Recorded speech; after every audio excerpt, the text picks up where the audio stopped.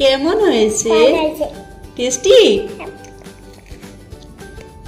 এই শীতের দিনে সন্ধ্যার সময় একটা কিছু চটপটা খেতে কত ইচ্ছা যায়, তাই না বলুন? বড় হোক আর ছোট হোক। তো তেমনই আমার আজকে মনারও ইচ্ছা গেল কিছু খাবে, ও বলে পকোড়া খাবে। তো আমি বললাম যে এখন পকোড়া কোথার থেকে আনবো এই ঠান্ডার মধ্যে? তো না, ও পকোড়া খাবে, আবার বলছে ডোনাট খাবে। তারপর কি করি, গেলাম, গিয়ে দেখলাম রান্নাঘরে আলু আছে, সুজি আছে। তো গিয়ে দুইটা আলুকে একটু কুড়িয়ে নিলাম।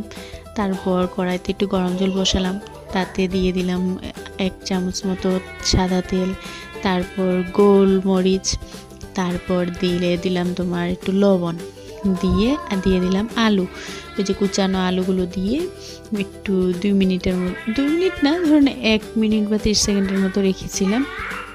রেখে এটাকে একটু সিদ্ধ করতে দিলাম। তারপর দিয়ে দিলাম এটাতে 2টা কাঁচা লঙ্কা। তারপর যখন দেখলাম আলুগুলো একটু কষে হয়ে গেল, তারপর দিয়ে দিলাম তাতে সুজি আর আলুটাকে ভালো করে মিশিয়ে নিলাম।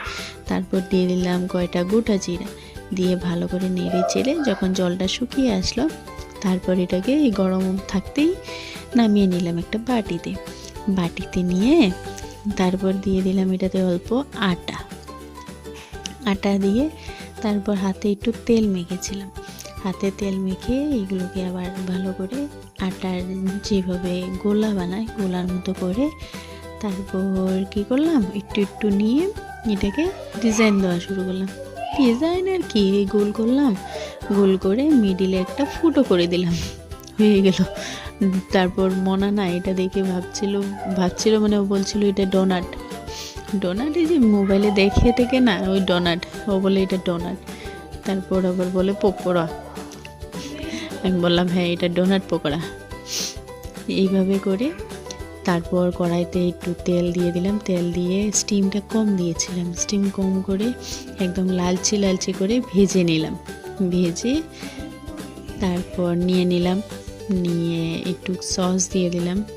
সসের সাথে খেতে কিন্তু ভালোই লেগেছে, মনাও খেয়ে টেস্ট পেয়েছে। চলুন ভিডিওটা এখানেই শেষ করলাম। আপনাদের যদি ভালো লাগে একটা লাইক কমেন্ট করবেন আর পাশে থাকবেন। টাটা।